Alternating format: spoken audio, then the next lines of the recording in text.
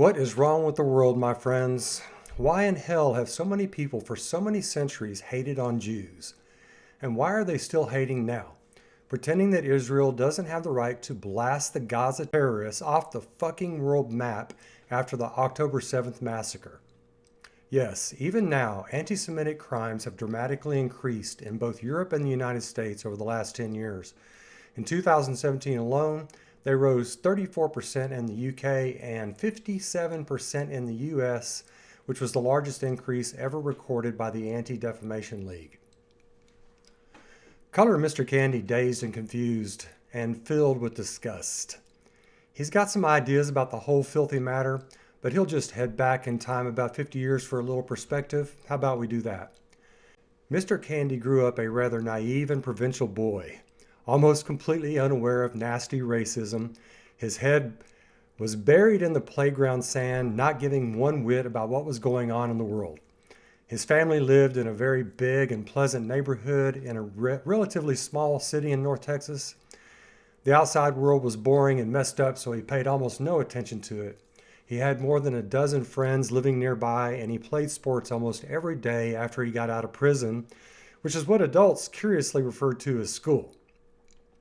He, of course, learned about Hitler and other monsters during prison lockup between 8:30 and 3:30, but the history teachers didn't talk much about the thousands of other historical rampages against Jews, and frankly, it probably would have been too much for young Mr. Candy to process anyway, since all he could think about was girls and what sports he was going to play with his bros when he got out of prison at 3:30. Mr. Candy had friends from pretty much all races, but he never gave any of it much thought. His absolute best friend was a Hispanic kid whom he played tennis with sometimes for hours after school and into the night. But he never thought about his friend being Hispanic any more than he thought of his Indian or black or Asian friends being of any particular race. They were just dudes, and he did sleepovers at most of the dudes' homes. Mr. Candy can't recall even a single time he heard anybody around him make a racial slur. It's possible he did occasionally hear such a thing, but maybe it was just too ugly and strange to process because he had too much fun doing things. Yes, Mr. Candy was incredibly naive, and he is quite glad of it. It seems best to postpone the world's depravity until one's soul has been rather happily ensconced. If the picture Mr. Candy just painted sounds a bit too halcyon, it may have been. It was pretty damn close to being a perfect childhood, outside of adults interfering with chores and demands and classroom, prison, and whatnot. But the point of the above childhood pretty picture is to provide stark contrast. To accentuate the surprise and disgust Mr. Candy felt when in his early 20s, he actually started paying attention to the nasty ways of the world and the wretched history of mankind's reprehensible acts against their fellow human beings, especially the Jews. Interestingly, one of the things that made him finally start thinking bigger on the Jewish matter was Shakespeare's The Merchant of Venice. It's no exaggeration to say that Mr. Candy was aghast and horrified by the treatment of Shylock by Antonio, and especially pompous Portia, who ensures that the wealthy Jew is sent headlong into abject poverty, much to the delight of others, despite the bitch having just bragged about the alleged quality of mercy. To this day, it is one of the only a few Shakespeare dramas that Mr. Candy cannot read because the injustice infuriates him. Shylock deserves his pound of flesh. Getting back to history, besides the almost interminable war-making in Europe, the thing that startled Mr. Candy most was the list of transgressions against Jews in allegedly civilized Western society. The list runs into thousands and involves almost every single nation's populace and government. But before we get to that, let's just get to the meat, the Jewish conundrum. Why the hell are they the ones who are almost universally reviled? The mind reels. As far as Mr. Candy can tell, it's three things that trigger the losers and haters to go completely mental and vicious. Number one, Jews tend to cloister in exclusive groups in a community, being seen as outsiders and conjuring mistrust among suspicious simpletons. And number two, they often tend to be very good at business, especially banking, making them key targets of looting, harassment, and murder by governments and the envious local populace during hard times or tragedies. Number 3, their religion, Judaism, seems anathema to both Christians and Muslims, despite both of those religions originating in Abrahamic Judaism. You'd think they'd be kissing the Jews' asses for giving their religions a kickstart. With these 3 perspectives in mind, Jews have been the almost natural scapegoats for nations and peoples to blame for almost anything bad going on in the world. The historical examples are almost endless, including their being blamed for the 14th century Black Plague that killed off almost half of Europe. The Jews were accused of poisoning wells and tortured until they confessed.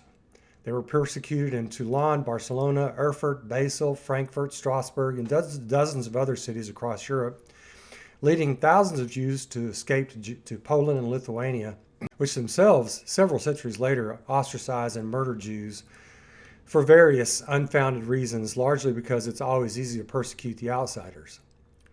When it comes to business, there's actually a term that's been coined for the prejudice against Jews because it's so common: economic antisemitism. Because hatred of Jews for their money-making and alleged power and greed. Myths in Europe evolved over the centuries, with the populace believing the Jews were clever, devious, and manipulative financiers out to dominate the world finances. The perception of Jews fell into 6 broad categories according to Gerald Crefetz. 1, all Jews were wealthy. 2, Jews are greedy and stingy. 3, powerful and wealthy Jews control the business world. 4, Judaism emphasizes profit and materialism. 5, Jews may cheat non-Jews. 6, Jews use their wealth and power to benefit their own kind. Now, if you've got a non-racist, rational brain, you might be thinking, what the hell's wrong with being wealthy? Or for that matter, greedy and stingy and materialistic? What the hell business is it of anyone else anyway? You may not believe me, but you don't have a right to take my money. Wouldn't that count as being greedy if you're stealing my money for your own good? You certainly don't have the right to blame me for the things that aren't my fault, like plagues and inflation and poverty, and then make me leave the country or worse, murder me. But the problem with anti-Semitism isn't the Semites, the Jews. It's the non-Semites, everybody else. The human condition is rife with irresponsibility and irrationality, feeding the fire of envy and fear. If people can get away with something, most people will attempt it, especially against outsiders, those who have little legal protection, those who are perceived as either beneath someone or above someone, those who are different. All racism is built on this irrational mental construct of difference.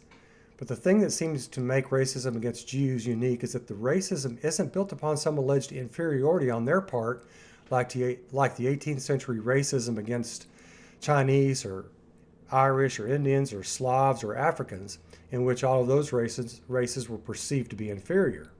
Instead, it's almost as if racists hate Jews because they perceive them to be superior, more organized, more handy with craft making, great at saving money, a higher business acumen, more educated, more focused, and dedicated to pursuits, relentless in their determination in all things, unabashedly confident.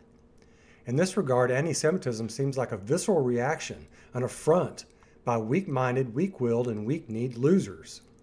When they feel the pangs of being losers, they form mobs and attack their perceived betters, like the little rat Robespierre in full bloody blossom with severed heads of nobles at his feet. Even Hitler's virulent racism against Jews for allegedly causing the economic crisis in the 1930s implies that he thought the Jews must have been pretty badass with their enormous financial clout and power, which argues against the Jews allegedly not being the equal of the Aryan race, to which the Hitler troll himself did not appear to belong. There is little doubt that before the Jews became known in the later Middle Ages as wealthy badasses, that they had been pigeonholed for allegedly being religiously inferior to their religious offspring in Christianity and Islam.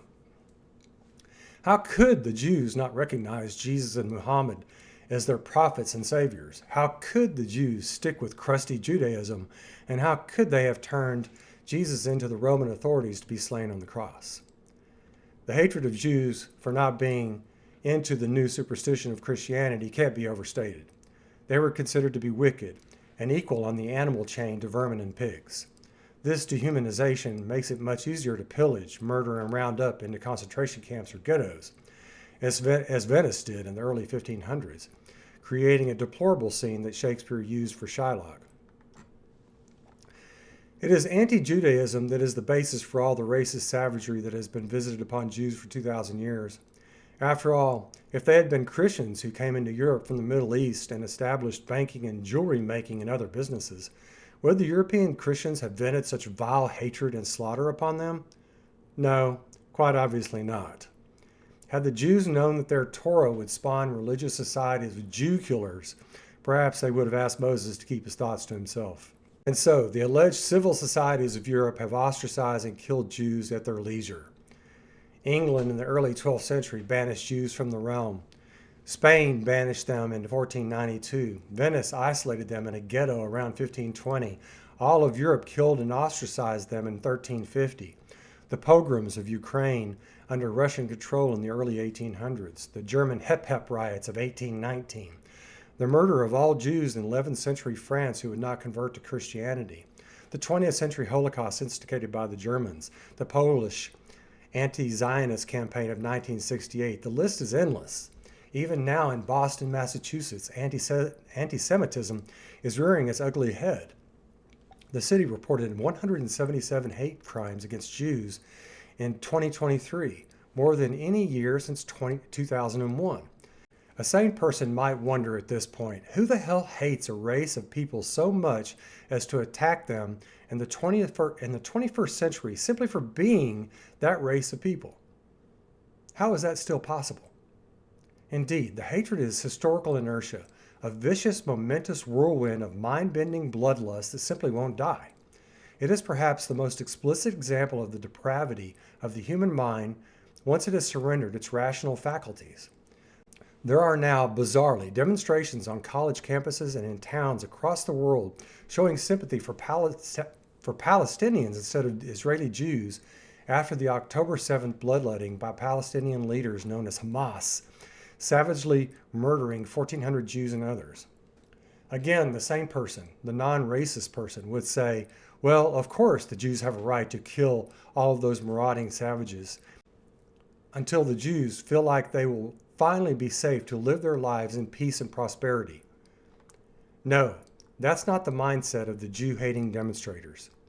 Their brains are diseased and polluted with historical animus aimed at the outsiders. They call savages victims and victims aggressors. Ironically, even the non-religious Marxists despise the Jews and side with the Palestinians, who refuse to even acknowledge the Jews' right to exist. But the Marxists hate free market capitalism, and the Jews are terrific capitalists. So there's that. In modern times, the anti-Semitism is more nuanced, nourished by all of the historical blithering biases. But Mr. Kenny thinks it still comes down to envy. The envy of bad-assery by the butthurt and weak-kneed humans of the world. The Jews are generally a pretty badass race of people, and most of Western society is not. They're pussies. And pussies never like badasses, right? Hell, I don't know. You tell me.